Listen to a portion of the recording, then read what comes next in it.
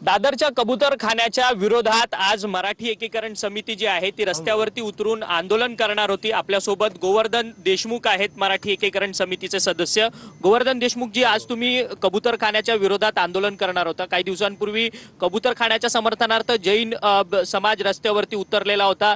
त्यांनी कबूतरखान्याच्या इथं आंदोलन केलं। कबूतरखान्याला जी ताडपत्री लावलेली होती ती देखील फाडून टाकली, पोलिसांना धक्काबुक्की केली असा तुमचा आरोप आहे। आज त्या सगळ्या विरोधात तुम्ही कबूतरखान्याच्या इथं आंदोलन करणार होतात। आता नेमकी नक्की तुमची भूमिका काय? कारण की मोठा पोलीस बंदोबस्त तैनात झालाय। बघा, राज्यघटनेनुसार हा देश चालतो, हे राज्य चालतं, ही लोकशाहीचं राज्य आहे। सगळ्यांना आंदोलन मोर्चा करायचा अधिकार नक्कीच आहे।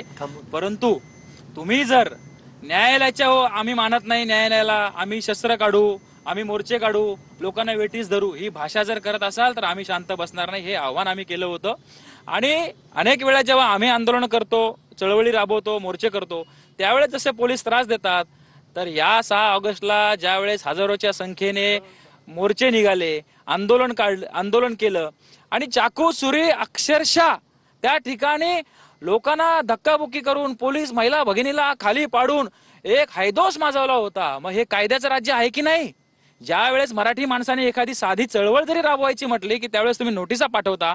आज देखील आम्हाला नोटीस आल्यात, त्यावेळेस पोलीस प्रशासन कुठे होतं, गृह विभाग कुठे होता, हा प्रश्न विचारायला आम्ही त्या ठिकाणी जातोय आणि आम्ही एक इशारा दिलेला आहे। 2 दिवसापूर्वी देखील दिलाय, कालही दिलाय, आजही देतो। हे राज्य कायद्याचं राज्य आहे।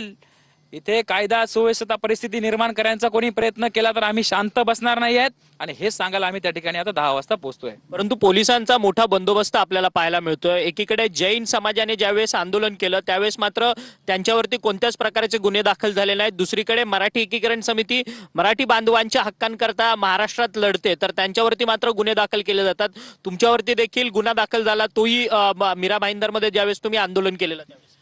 नाही, आम्ही ज्यावेळेस असं काही करायचा प्रयत्न करतो आणि पोलीस आमची मुस्कटदाबी करतं, खरं तर दडपशाही वापरतं। स्वतःच्या आम्ही राज्यामध्ये राहतो, आमचा हक्क आहे, अधिकार आहे, आम्ही कुठलीही चळवळ राबवू शकतो, राज्यघटनेने आम्हाला अधिकार दिलाय। परंतु दरवेळेस पोलीस प्रशासन आमच्यावरती दडपशाही वापरतंय। मग आम्हाला प्रश्न पडतो की आम्ही स्वातंत्र्य काळात 78 वर्ष झाले राज्याला, देशाला स्वातंत्र्य होऊन, आणि आज 78 वर्षानंतर पारतंत्र्यामध्ये राहतोय का, असा प्रश्न आम्हाला पडतोय। कालपासून आम्हाला नोटीस पोलिसांनी पाठवल्या, पोलीस घरी फोन करून शोधतायत। हे चाललंय काय?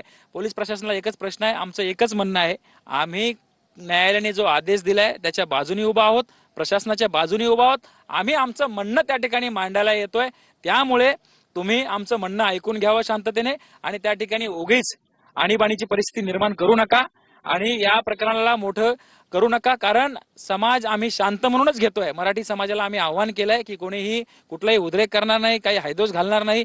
जे जैन समाजाने त्या ठिकाणी हैदोस घालून तोडफोड केली तसा कुठलाही प्रकार आम्ही कधीच करत नाही।